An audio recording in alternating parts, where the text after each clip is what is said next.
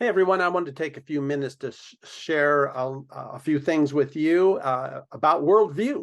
Uh, Everyone has a worldview. We all act based on what we think, according to Proverbs 23:7. As a man thinks within himself, so is he. So how we think determines how we act, and we all act out of how we think. And there are five key areas that build our worldview. Number one, what we believe about God. Every human being has a worldview based on these five questions and how they've answered those questions. What you believe about God, what you believe about creation, what you believe about human beings, what you believe about moral order, and what you believe about purpose.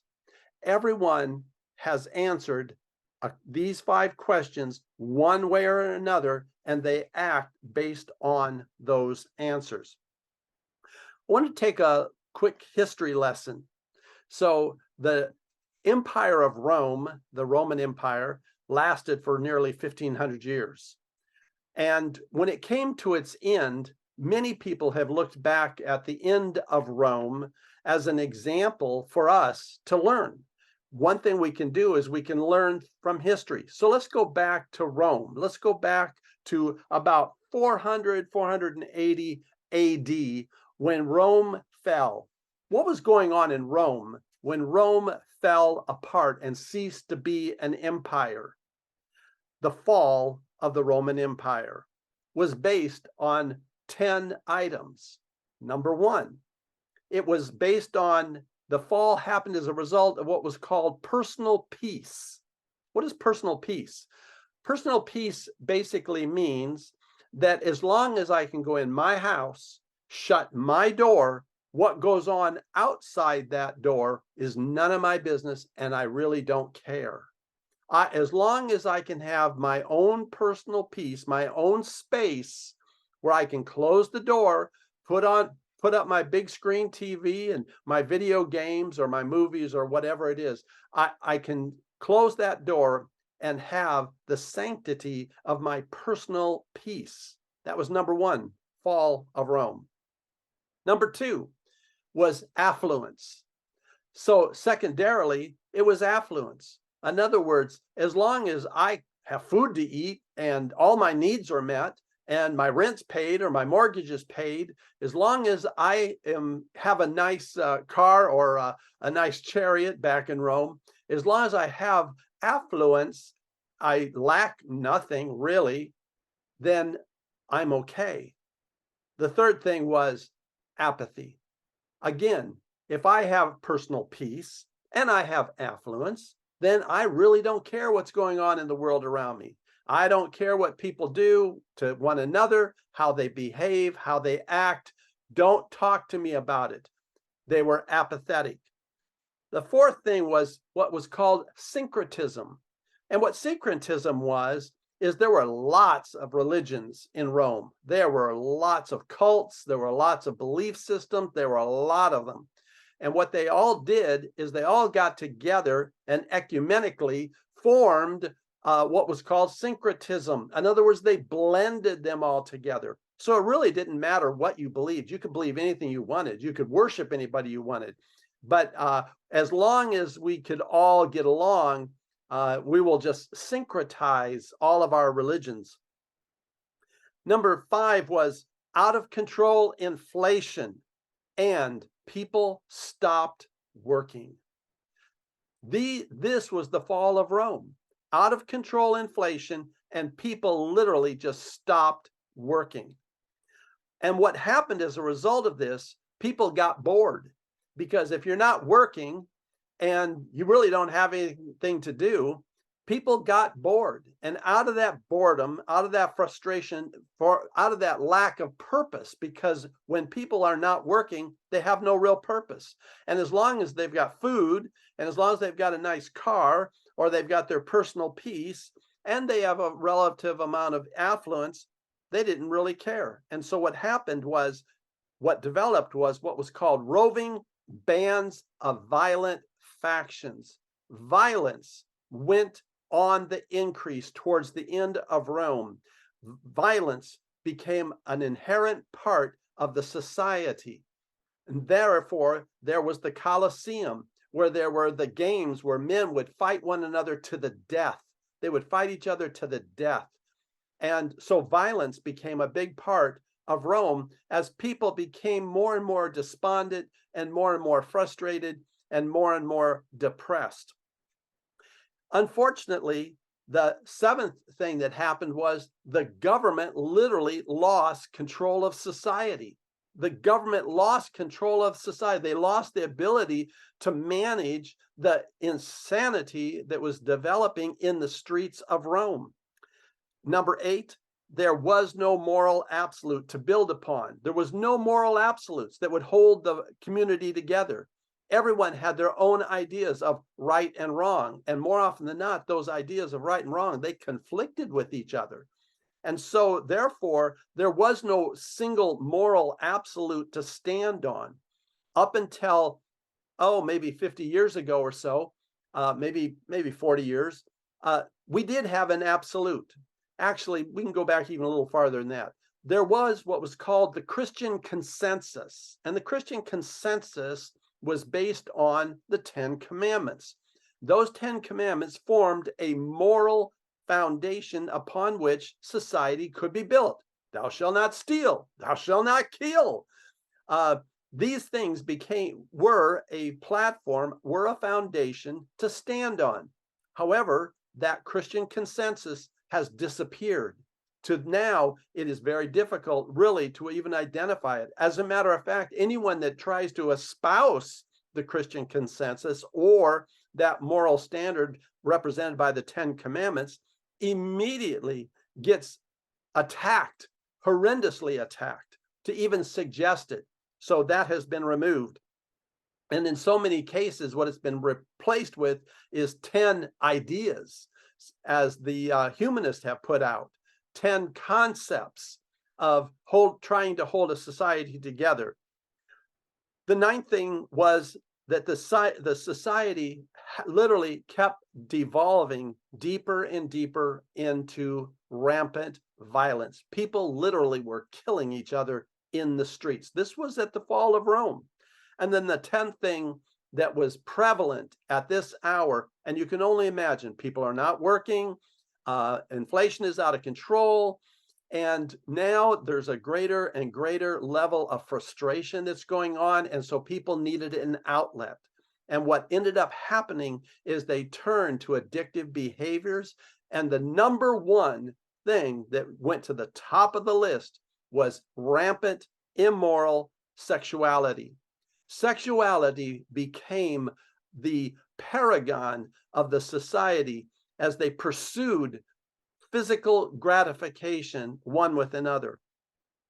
These were the 10 things that were prevalent during the fall of Rome. Now, what's really interesting, and I think everyone really needs to know this, is that in Rome, if you've studied history at all, you've heard how that Christians were thrown to the lions in the Colosseum. Well, there's a misconception about why. Why were Christians thrown to the lions in Rome? Was it because they believed in Jesus? No, it was not because they believed in Jesus. Was it because they went to homes to hold church meetings and fellowship meetings and to pray and sing praises and worship Jesus? Was that why they were thrown to the lions? It was not why they were thrown to the lions. It didn't really matter because of syncretism. They didn't care who you believed. They did not care who you worshiped. They did not care how you practiced your religious beliefs. They could care less. The reason why Christians were thrown to the lions is because they would not conform to society. They would not conform because of conscience sake to the mandate of the government. The government mandated and said that if you're going to be a part of this society, you will bow your knees to Caesar and you will worship him as a god, just like your God. So as long as you worship Caesar and Jesus, you are fine. But if you said, no, I will not bow my knees, I will not go publicly and affirm Caesar as God They were rebels. They were anti-social. They did not fit into the norm of the hour, the social norm that was demanded of them. And why didn't they do it? They said because of conscience. We cannot do this because it is a violation of our conscience. Well, what we've seen happening in America over these last, especially the last 3 years since COVID, really what we've seen happen is an ever increasing attack upon Christians. And are they attacking them because they go to church? No. Are they attacking them because they believe in Jesus? No. That's not why they're attacking Christians. They're attacking Christians because of their conscience sake. Because of the positions they take, because of their conscience, which they will not violate. Because Christians say we cannot support this particular thing or that particular thing. We cannot, for the sake of our conscience, we cannot support this. That's why they've come under attack. Not because they believe in Jesus, not because they go to church. They could care less. You can go to church, you can sing, you can praise, you can pray, you can read your Bible, you can do all those things. As long as you do not publicly come out against certain social institutions, social behaviors, certain aspects of our society, as long as you don't come out against them, you're fine. But as soon as you are put to a position where you are, what is demanded of you is that you violate your conscience by supporting this or that, that's where the problem came in. And that's where the problem has come in. And that's where the problem is at today. So what we find more often than not in our world around us within Christianity is we find affluence, personal peace, and apathy. Those three things are just as active and are cloaking Christians just as much as anyone else in the world. What we're finding is Christians are apathetic. They have affluence. They can go in their houses or get in their car and drive from their house to a church, walk into the building, go back to the car, go back to their home, maybe go to the grocery store, but they don't really have to interact with society. They can stay away from society. And that way they can avoid getting in trouble because they're not forced to have to deal with their conscience and what their conscience may dictate. That's called apathy, affluence, and personal peace. Here's the problem. These things are increasing and they are getting more desperate. And we have to answer the question. We have to answer these questions. What do I believe about God, creation, human beings, moral order, and purpose? What do I believe? What do I believe about what's going on in the world around me? Am I apathetic? Do I have personal peace? Do I have affluence? And therefore, just leave me alone? Well, there was a man named Martin Niemöller, who was in Nazi Germany. And this Mr. Martin actually started out, as many Germans did at the time, to be anti-Semitic. That was just sort of the culture that was developing in Germany. And this man was kind of the same way. But something happened to him over the course of the Nazi regime, the Second World War. He began to come to a clarity of conscience. He realized some things that were very, very wrong and very evil about the Nazi regime. So he made a lot of changes in his perspective, in his worldview. But this is what he said after World War II. First, they came for the socialists. I did not speak out because I was not a socialist. They came for the trade unionists, and I did not speak out because I was not a trade unionist. They came for the Jews, and I did not speak out because I was not a Jew.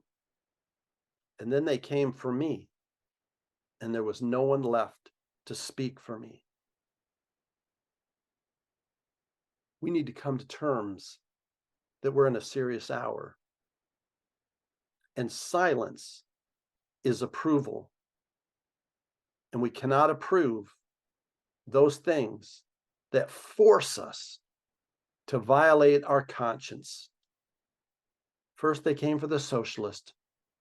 I didn't speak out because I wasn't a socialist. They came for the trade unionist. I didn't speak out because I wasn't a trade unionist. They came for the Jews, and I did not speak out because I was not a Jew. We need to speak out when we have opportunity. Thank you for listening.